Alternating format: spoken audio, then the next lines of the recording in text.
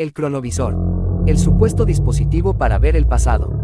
Nunca deberías creer que el pasado está completamente perdido, porque hubo quienes aseguraron haberlo visto con sus propios ojos. Intro. Durante décadas ha circulado una historia tan fascinante como polémica, la de una máquina capaz de observar eventos del pasado, como si la historia pudiera reproducirse en una pantalla. No es ciencia ficción de Hollywood, no es un cómic, y no nació en Internet. Esta historia involucra a científicos reales, a un sacerdote italiano, a premios Nobel y, por supuesto, al Vaticano. Hoy vamos a separar hechos comprobables de afirmaciones no demostradas para entender qué fue realmente el llamado cronovisor. ¿Y por qué sigue generando tanta controversia? El origen del cronovisor. La historia del cronovisor comienza oficialmente en Italia, a mediados del siglo XX. El personaje central es Pellegrino Maria Ernetti, un monje benedictino, músico y estudioso de teología, nacido en 1925 y fallecido en 1994. Este dato es verificable. Ernetti existió, fue sacerdote, académico y participó en investigaciones musicales antiguas.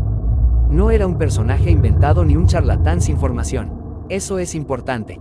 Según Ernetti, la idea del cronovisor surgió mientras trabajaba con grabaciones de canto gregoriano. Él afirmaba que, al grabar sonidos antiguos, notó interferencias que parecían contener ecos del pasado. A partir de ahí desarrolló una teoría muy concreta. Ernetti sostenía que todo sonido, toda imagen y toda acción que ocurre deja una huella energética en el universo, y que esa huella no desaparece, solo se dispersa. Bajo esta lógica, si se pudiera reconstruir esa información energética, sería posible ver eventos pasados. No hablaba de viajar en el tiempo. Hablaba de observarlo, como si el pasado fuera una transmisión grabada que aún flota en el espacio. La supuesta construcción del dispositivo. Aquí la historia se vuelve más delicada, porque entramos en el terreno de las afirmaciones sin pruebas físicas, pero sí con fuentes documentales. Ernetti declaró en entrevistas que el cronovisor fue desarrollado junto a un grupo de científicos de alto nivel.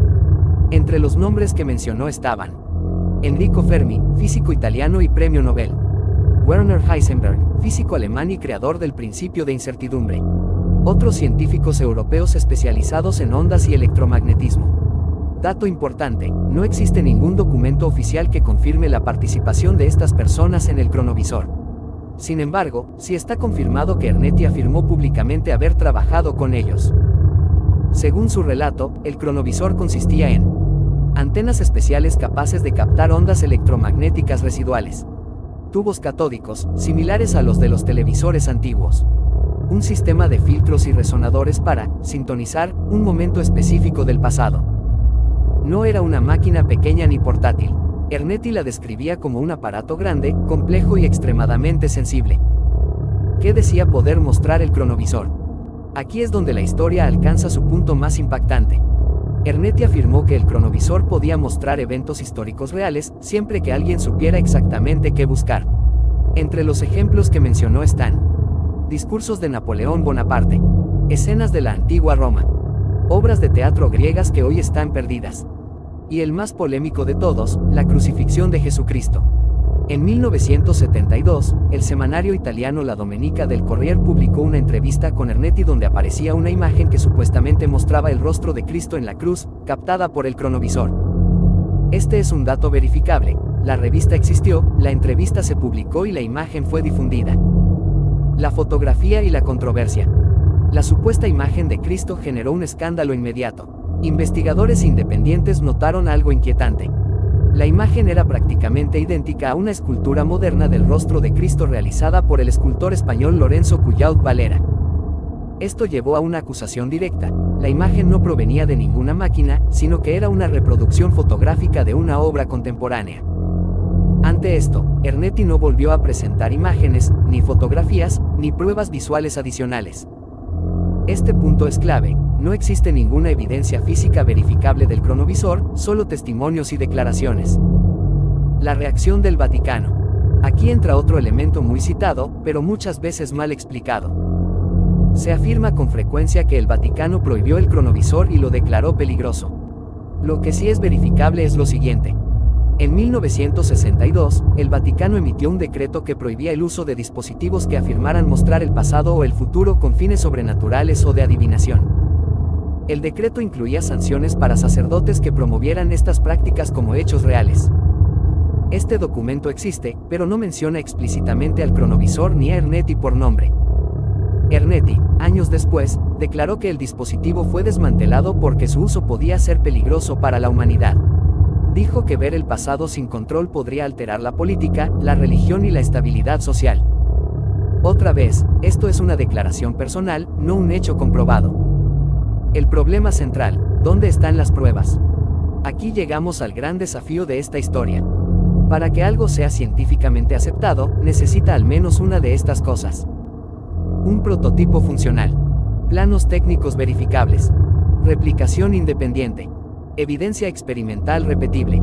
El cronovisor no cumple con ninguna. No hay restos del aparato. No hay esquemas técnicos completos. No hay pruebas visuales confiables. No hay científicos que hayan replicado el experimento. Todo lo que existe son entrevistas, artículos periodísticos y testimonios de Ernetti. Es compatible con la ciencia moderna. Algunos defensores del cronovisor intentan relacionarlo con conceptos reales como conservación de la energía, ondas electromagnéticas, radiación de fondo del universo. Es cierto que el universo está lleno de radiación residual, como la radiación cósmica de fondo, descubierta en 1965 y comprobada científicamente. Pero no existe ninguna teoría aceptada que permita reconstruir imágenes detalladas del pasado a partir de esas ondas. La física actual permite observar el pasado solo en un sentido muy concreto. Cuando miramos estrellas lejanas, las vemos como eran hace millones de años debido al tiempo que tarda la luz en llegar. Eso es real y comprobable. Pero eso no es lo que describía el cronovisor. ¿Por qué esta historia sigue viva? Entonces, si no hay pruebas, ¿por qué el cronovisor sigue siendo tan popular? Hay varias razones claras. Mezcla ciencia real con misterio. Involucra figuras respetadas como científicos y sacerdotes. Toca temas sensibles como Jesús y el Vaticano. Nunca fue desmentido de forma definitiva con documentos técnicos. Además, el propio Ernetti nunca se retractó públicamente. Hasta su muerte mantuvo que el cronovisor existió, aunque dijo que fue destruido. Fraude, error o mito moderno. Aquí es importante ser justos. No hay pruebas de que Ernetti haya intentado enriquecerse con esta historia. No vendió patentes, no creó una secta, no pidió dinero. Eso deja tres posibilidades razonables. Que haya interpretado mal fenómenos físicos reales. Que exagerara o reconstruyera recuerdos con el tiempo. Que simplemente creyera en algo que no podía demostrar. Desde el punto de vista histórico y científico, el cronovisor no puede considerarse real, pero sí es un caso documentado de cómo nacen los mitos modernos. El legado del cronovisor. Hoy, el cronovisor es estudiado más como un fenómeno cultural que tecnológico. Aparece en libros, documentales, podcasts y debates sobre los límites de la ciencia. Se usa como ejemplo de cómo una historia puede crecer cuando hay silencio, misterio y figuras de autoridad involucradas. Y sobre todo, nos recuerda algo importante: una buena historia no necesita ser verdadera para ser poderosa, pero sí necesita ser cuestionada. Conclusión. El cronovisor no es una máquina comprobada, no es un secreto confirmado ni una tecnología perdida. Es una historia real en el sentido histórico, contada por personas reales, documentada en medios reales. Pero sin evidencia suficiente para sostenerla como hecho científico. Y tal vez por eso sigue fascinando, porque vive justo en esa línea incómoda entre lo posible, lo deseado y lo no demostrado. Llamada a la acción. Si esta historia te dejó pensando, el próximo video que aparece en pantalla va todavía más lejos.